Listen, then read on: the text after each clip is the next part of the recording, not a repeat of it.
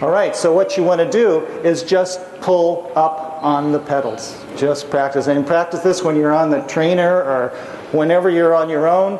Practice really just doing that. And what you'll be doing is firing your hip flexors and your psoas.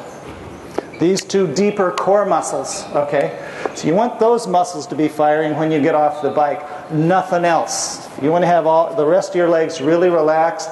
Blood will start refilling them. It'll start recovering your legs so that when you get off the bike and start getting on your legs, your quads are in much better shape. Okay? They're relaxed. So when you pull up on the pedals, your calves are relaxed. Your shins are relaxed. Your quads are relaxed. You're just pulling up from your deeper muscles here. While you're on the bike and pulling up, it is a good idea to level your pelvis a little bit. Okay?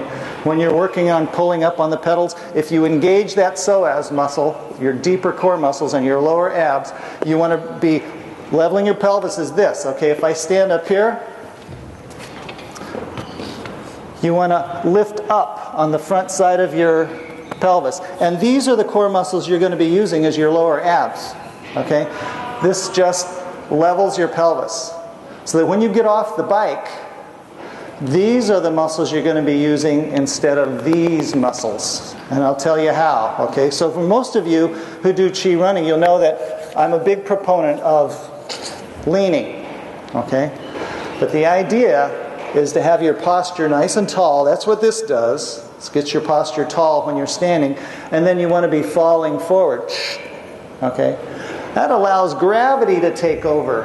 As soon as you're a falling object, then most of the force of propelling you down the road is because you're falling, not because you're pushing with your legs. You've been pushing with your legs for the whole bike leg. Why would you want to use your legs on the run leg? You know, give them a break.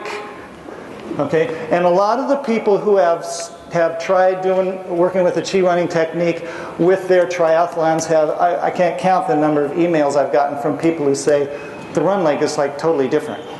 I mean, I don't use my legs anymore. It's like I get a break.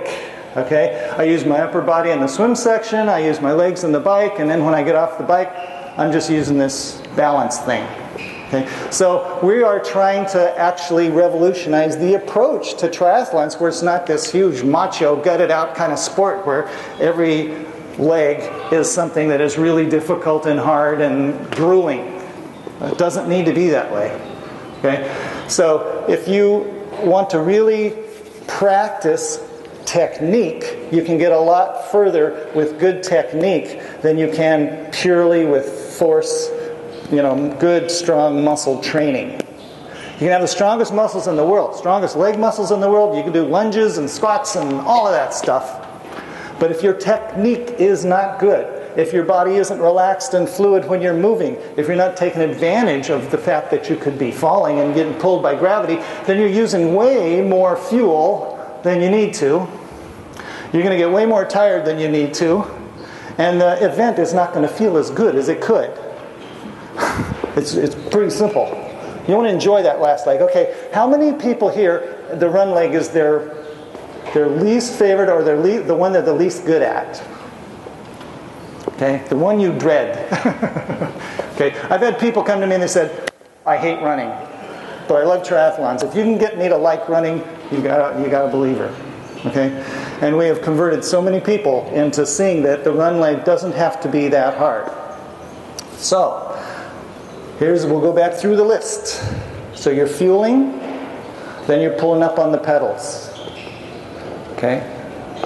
And try to use the least amount of quad and calf and hamstring to pull those pedals up as possible. It's like it's illegal to use those muscles. You want to really use your abdominals, your psoas, your deeper core muscles to be pulling that leg up. Your calf has to be completely relaxed. Your quad should be as relaxed as possible too. Okay. Then you get off the bike. Okay. Now, do most people change shoes when you get off the bike, right? You don't be running around these clip things, okay? So you're in a transition where you're going to switch to a different pair of shoes. The first thing to do before you really even switch to shoes is just get off the bike, do what you need to do with it. Do this lengthening your spine thing. Every time. Train yourself to just always, the first thing you get off the bike, do this. You can even do this. Do a couple of really, nice back bends. The idea, if you transition well, don't worry about how much time it takes you to transition, because if you do it right, you will more than make up for it. It doesn't do you any good to rush through the transition area, try to get out of there as quick as you can if you burn out halfway through the run section because you didn't prepare your body to run. Your body will just be kind of going on, pure adrenaline or glycogen rush or something like that, and you'll burn yourself out halfway through your running event. You want to transition so that you're gathering yourself, collecting yourself, aligning yourself, relaxing yourself, setting up the conditions for the energy to flow through your body.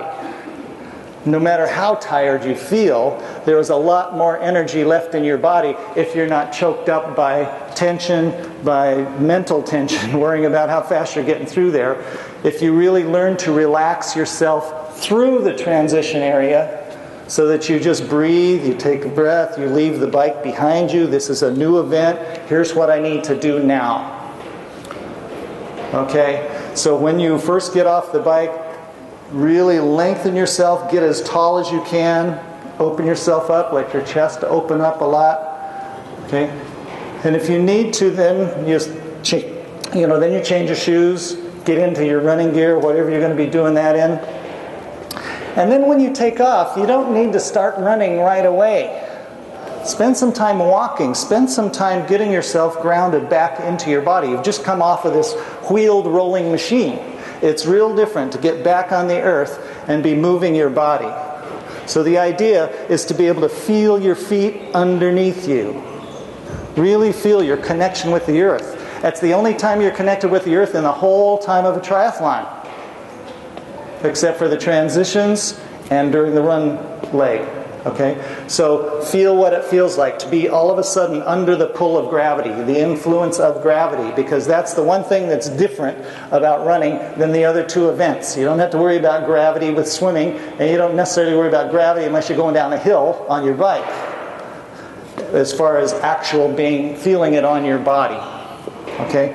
So when you're running, you are directly responsible for supporting your body into this next phase, and it's a big transition. Okay, so go by feel. If you're conditioned well enough to be able to hustle through there and still come out the other end of the transition area, comfortable, relaxed, well within yourself, then do it. If you're trained that way. If you're not, take a little bit of time to gather yourself.